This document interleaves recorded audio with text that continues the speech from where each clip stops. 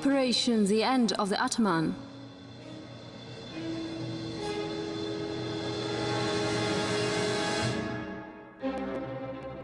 If you are destined to be killed, no bodyguard in the world will protect you, said Ataman Dutov in the summer of 1919. And he was right. 1.5 years later, he was assassinated. Operation The End of the Ataman is one of the first in the Chronicles of Extraordinary Commission. It is a legend. On the basis of this espionage adventure story, Andrei Konchalovsky wrote a script, and Shakia Naimanov made the film starring Asanali Ashimov. A cult action drama of the Soviet stagnation period.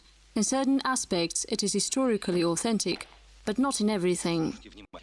Стреляй, негодяй! Стреляй в Дутова! Стрелять в вас не составляет труда. Chapter 1. The Training. The streets of Suidun are not that much different from the streets of, let's say, Yining city. The irrigation ditch is exactly the same, the houses and the people are also very similar, but it is Suidun and not Yining city. Chinese town near the border. In the 1920s, this used to be the place where the remaining members of Dutov's army resided. They were housed in the former barracks of the Russian consulate and dugouts. Soldiers and officers were hired to weed rice for only 2 cents a day. To feed the Cossacks, the Ataman was selling personal items. I live in a room with no windows, with glassless windows to be exact. 2 field huntsmen and 3 Cossacks live with me. Every day I make my own meals consisting of rice soup with mutton or noodles. Despite abject poverty and total lack of utensils, I live like a bourgeois because I have a samovar and its grumbling reminds me of home. Born in Kazalinsk, Sirdarya region, in the family of an officer, he was educated and fought in the war. He's 40 years old, medium height, round figure, cropped hair, canny and tough when necessary. Having lost on all fronts, he still believed that the Bolsheviks would be defeated. He needed to believe in it. It was the time when people believed in their ideals, despite being tricked and cheated by them at every turn. The detachment consisted of 1,000 soldiers, discipline, cleanliness and order. The Cossacks lived like soldiers, resting up and accumulating new strength for future struggles, preparing for the campaign of 18 townships from Ust-Kamenogorsk to Jarkent. While in Suidun, Alexander Dutov kept trying to unite the anti-Bolshevik movement and undertake a military campaign against the Soviet Russia. He even managed to establish connections with the Allied forces. The French, the British and the Americans communicate with us directly and provide assistance, wrote Dutov. The day is approaching when this kind of support will strengthen further. Not only did he from the White Guard movement from people residing in China and Mongolia, he also signed agreements with France, the United States of America and Britain, as well as received assistance from the Japanese side. In the city of Verny, he had his own underground organization, which was quite large. The conspiracy in Verny was exposed, but Dutov did not give up. He considered several options, one of them fighting against the Bolsheviks under the banner of jihad. Let us defend one true faith, Islam and Orthodox Christianity. But uniting military divisions with religious slogans proved to be impossible. Another plan, the Ataman offered Chinese authorities the territory of Semirechi in exchange for 20,000 soldiers and weapons. By 1921, the plans were in the works. Dutov had a well-developed intelligence agency. Allegedly, Yining city had an underground factory for the production of ammunition.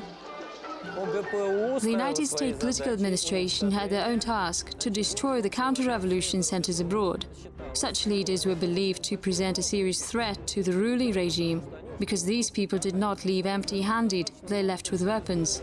There were many disadvantaged people, immigrants, and the new generation growing up. It was the biggest fear of the Soviet leaders that the Western states and Japan could arm these people armed at any given moment, then drop off the troops by the Soviet border. According to some reports, an exorbitant amount of 20,000 rubles in gold was allocated for the sabotage operation. How the money was really spent is yet to be determined. Initially, it was planned to hold a public trial. The goal was to uncover and make public the atrocities committed by the White Guard army. Dzerzhinsky did not just want to kill the Ataman, he wanted to ensure public execution. Therefore, the first operation was designed to kidnap Alexander Dutov. However, after a thorough study of the Ataman's lifestyle, it was concluded that the kidnapping was not a viable option, and a special group was sent to Sweden instead.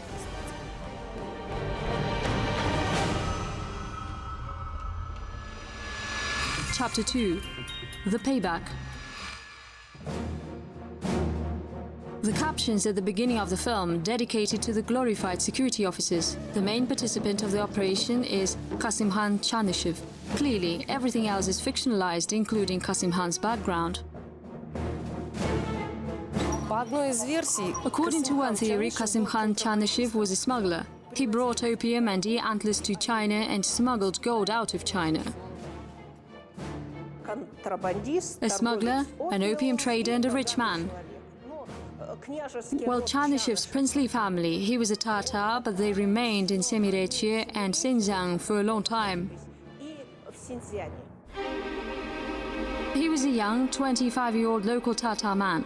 In early March 1918, Kasim Khan Chanyshev and a local government clerk secretly organized a squad of 78 men, criminals and street beggars, with whose help they were able to capture the military depots with all the weapons that remained there, and the barracks, and declared themselves a local Red Guard squad, and the city was in the hands of these bandits. Not the best recommendation, but it is not surprising, for its author is a former chairman of the Jarkent City Council, who, in his words, repeatedly warned the chieftain that Kasim Khan was a traitor.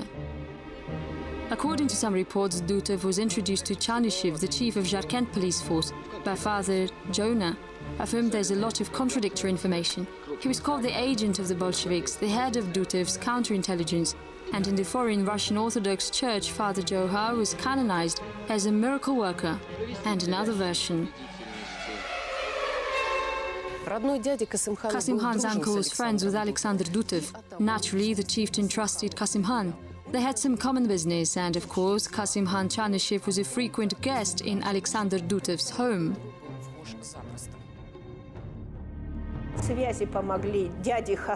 His uncle Hassan's connections helped. He was a very rich man. And his childhood friend, Colonel Ablaykhanov, who served as a translator for Dutov. Dutov had not only the Cossacks and the Whites, he also had on his side Kazakhs, Uzbeks, and everyone else who was dissatisfied with the Soviet authorities. Dutov and Chanyshev met twice for sure. Kasim Khan wrote Dutov a letter complaining of the Reds, taking away his father's gardens and declaring himself ready to revolt at any time. The Ataman believed him, replied to his letters, and even sent him a photograph with an inscription, the Count. Chanyshev's code name is what Dutov called him. The messages were delivered by Mahmud Khodjamyarev, who was either a security officer, a smuggler, or someone who was acting under duress. I advise you to transport your family to Yining City under the guise of a family visit or shopping. I bow to you and to others who have never worked against their own people. The Ataman regarded his own safety lightly. Allegedly, a fortune teller had foretold that he would be slightly injured in China and return to Russia with great glory. He never allowed his officers to search the visitors thoroughly, saying, "I cannot subject to humiliation people who come to me with an open heart." The first assassination attempt was planned to be made in early January 1921, but Sudan was engulfed in the Chinese uprising at the time, which resulted in enhanced security. The operation had to be postponed. A few days later, Chanyshev was arrested by security officers and accused of involvement in counter-revolutionary conspiracy. He was threatened with death sentences. Chanyshev and his companions escaped from the prison, or the escape had been arranged, like it happens in films. The rest of the story, however, veered off the script. His entire family, all 10 people living in Jarkent, in Panfilov, were arrested, and they were held hostage. The task was set before him. You must bring back Dutov, and we will arrange a show trial here, followed by his execution. He had no choice if he wanted his family released. This is why he agreed to go through with this operation. There were either 6 or 7 assassins. According to one version, it was decided to stun the chieftain, put him in a bag and transport him under the guise of carrying Dutov's leaflets, if they are to be inspected. They arrived at about 5 in the evening. Chanyshev remained outside and the chieftain was approached by Khodjamyarov carrying a 4-letter. From the report of Mahmud Khodjamyarov, as I came in, I handed Dutov the letter and he started to read it while sitting in a chair at the table.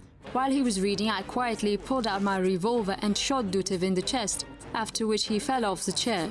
Dutov's former adjutant rushed toward me and I shot him in the forehead at blank point range. He fell, smashing a burning candle off the chair. In the darkness, I nudged Dutov with my foot and shot him once again.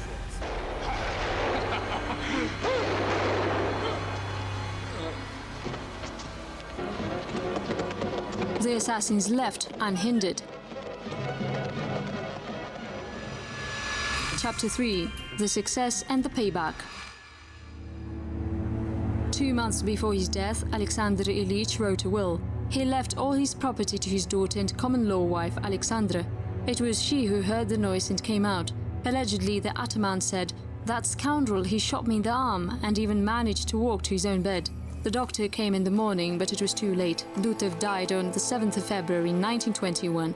One of the Cossacks wrote a poem on the death of the chieftain. The Cossack spirit fell, for they failed to save Dutov. The assassins fled, bringing shame on the whole detachment. The sharp blade did not cut their heads off the shoulders, and the reason why the Cossacks failed to successfully pursue and capture the assassins was because the latter were hiding in Yening city. They tricked them by hiding in the house of Chanyshev's rich uncle. The legend has it, to convince their superiors in the success of the operation, they resorted to a certain time-tested method. About 2 days after the funeral, Chieftain Dutov's body was secretly dug up at night time and beheaded. The security officers needed the head if they were to prove the authenticity of Ataman Dutov's death. They had to resort to a certain sacrilege. They murdered this man twice. The first time they physically shot him. The second time they cut off his head. Operation The End of the Ataman has been described many times, and each source had its own version. Was Qasim Khan a white agent recruited by the KGB? Was the assassination carried out under duress? Or was he a staunch Bolshevik? There is no definite answer to either question. We always asked Father, who was Qasim Khan?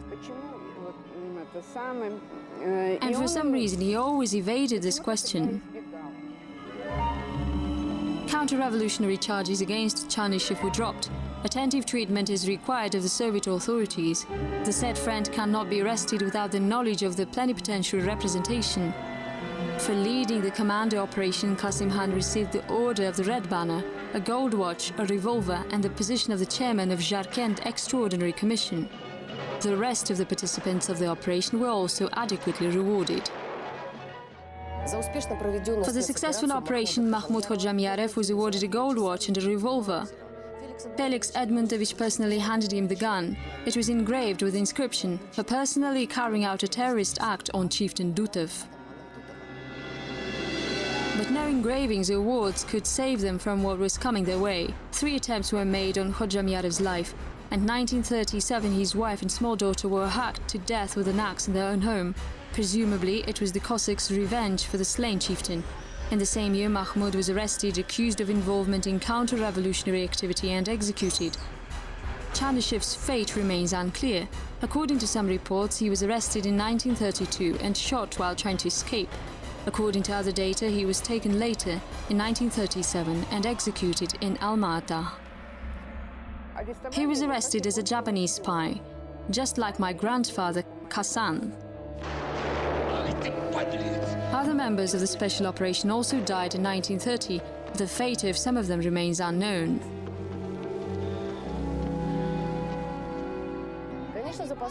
Of course, over the last 90 years, the city has changed drastically. On the spot where Alexander Dutov was buried now stands a factory. Where there used to be small cobbled streets now stretches this great square where cultural and sporting events take place. The last minutes of the film, the main character Kasim Khan Shedyarev returns. In his future there are many brilliant operations written for him by the screenwriters, scenarios written by life, however, are quite different from film scripts.